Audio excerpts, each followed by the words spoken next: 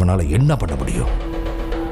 ஆமா சார், நீங்க சொன்ன மாதிரி எங்களுக்கு தைரியம் இருந்ததில்லை, நம்பிக்கை இருந்ததில்லை, சக்தியே இருந்ததில்லை. சாவு எங்க மேல குதியாட்டம் போட்டுச்சு.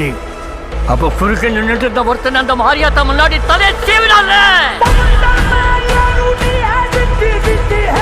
அவன் செத்த அன்னைக்கு ரொம்ப வருஷத்துக்கு அப்புறம் சாவு மேல நாங்க குதியாட்டம் போட்டோம்.